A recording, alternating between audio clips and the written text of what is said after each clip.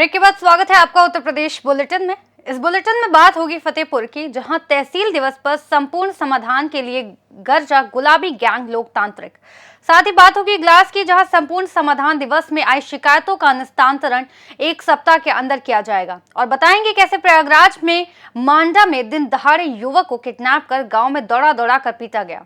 ऐसी तमाम खबरों पर करेंगे विस्तार से चर्चा।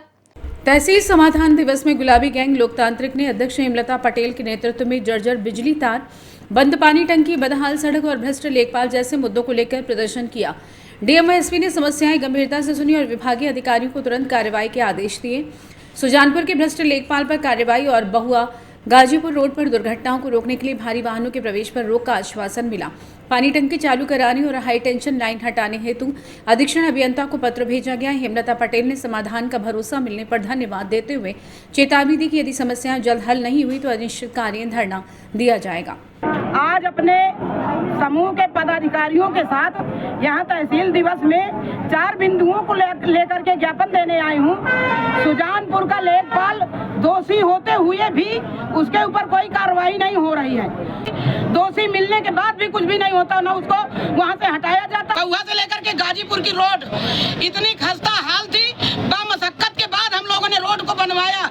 इसके बाद वहाँ पर भारी वाहन निकल रहे हैं, कम से कम 200-250 वाहन रोज के निकलते हैं और वो रोड खस्ता हाल हुई जा रही है। फिर दोबारा रोड टूटी जा रही है, 2 महीने नहीं बीता, उधर से लीपा पोती होती है, इधर रोड टूटी जा रही है।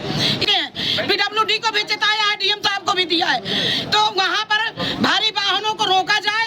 आए दिन वहाँ पर घटनाएं होती हैं। अभी 13 तारीख को सुजानपुर में एक ट्रैक्टर और भारी लोड उससे ट्रक से इस तरह का हादसा हुआ कि वो बेचारा मजदूर आज भी वहाँ आईसीयू में कानपुर में भर्ती है। तो चार टुकड़े हो गए ट्रैक्टर के। आए दिन वहाँ घटनाएं होती हैं। गांव हमारा उधर साइड में है, स्कूल इधर साइड में है, आंगनबाड़ी इधर साइड में, तो हमारे गांव में भी इस तरह 4-5 गांव प्रभावित होते हैं। यहाँ से बरौंगा भी पड़ता है, चकसकरन पड़ता है, करसमा पड़ता है, तो वहाँ पर ये भारी वाहन रोके जाए। फतेहपुर से सी न्यूज संवाददाता शहनशाह आब्दी की रिपोर्ट।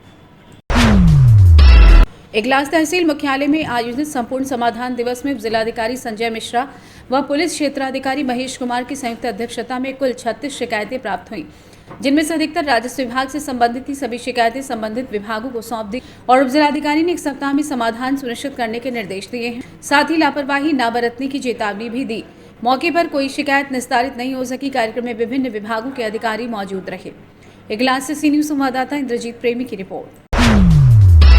ललितपुर मड़ावरा में समाधान दिवस के दौरान पहुंचे मंडलायुक्त झांसी ने ग्राम पंचायत निधि से बनी निःशुल्क लाइब्रेरी का निरीक्षण किया, जहां उन्होंने छात्र छात्राओं से संवाद कर पढ़ाई का स्तर जाना और कक्षा 6 से 12 तक की किताबें पढ़ने की सलाह दी। लाइब्रेरी की व्यवस्थाओं से संतुष्ट होकर उन्होंने ग्राम प्रधान गौरीशंकर सोनी की सराहना। मौके पर एसडीएम रोशनी यादव, वीडियो नरेंद्र यादव, एडीओ पंचायत आलोक दुबे, ग्राम विकास अधिकारी जिशान उस्मानी समेत अन्य अधिकारी व ग्रामीण मौजूद रहे। क्या पाया और जनता के लिए आगे क्या संदेश देना चाहते हैं? आज तहसील दिवस पर शासन के निर्देशानुसार मैंने तहसील मडावरा में जो हमारे जिला ललितपुर और उसके पहले जो एक लाइब्रेरी का इनिशिएटिव लिया है यहाँ पे ग्राम पंचायत में, उसके प्रधान जी हमारे बीडीओ साहब और उनके सहयोगी अधिकारियों ने, मैंने देखा कि वहाँ पर 25-30 बच्चे, उनके बैठने की, उनके पढ़ने लिखने की अच्छी व्यवस्था की गई है। मैं इसकी प्रशंसा करता हूँ और मैं समझता हूँ कि ग्राम पंचायत मडावरा जो इस प्रकार के सोशल इनिशिएटिव्स और लेती रही। ललितपुर से सी न्यूज संवाददाता राकेश कुमार बैद की रिपोर्ट। मांडा थाना क्षेत्र के बामपुर गांव में 26 अप्रैल को विमल कुमार जायसवाल पर गांव के कुछ दबंगों ने दुकान से उठाकर चौराहे पर दौड़ा कर मारपीट की, जिसका वीडियो भी वायरल हुआ।